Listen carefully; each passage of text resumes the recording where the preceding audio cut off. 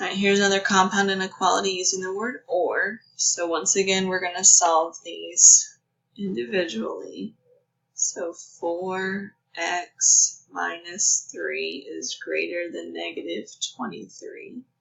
If I add 3 to both sides, it gives me 4x is greater than negative 20.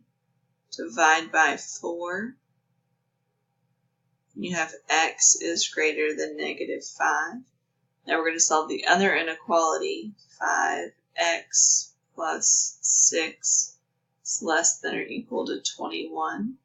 I'm going to subtract 6. 5x is less than or equal to 15. Divide both sides by 5. And everything stayed positive, so that should just be 3. So you solve them separately and then put them together on the same number line. Switch colors here. It's on the same number line. 0 here, negative 5 to the left, positive 3 to the right. Recommend 2 different colors for this part.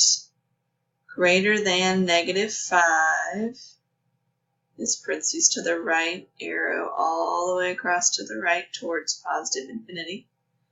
And then this one says less than or equal to 3. Less than or equal to is a bracket to the left. Arrow all the way to the left towards negative infinity. Now, you have to go back and look and see if it says and or. This one says or. If it said and, it would only be where they overlap. When it's or, they combine to become one interval. So they just smash together to become one interval. And in this situation, it's one non-stop interval, which I believe is this choice.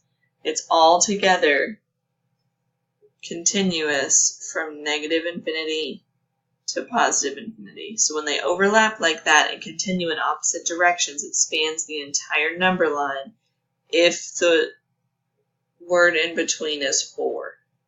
If it's and, again, it's only where they overlap. So just pay careful attention to if it says and or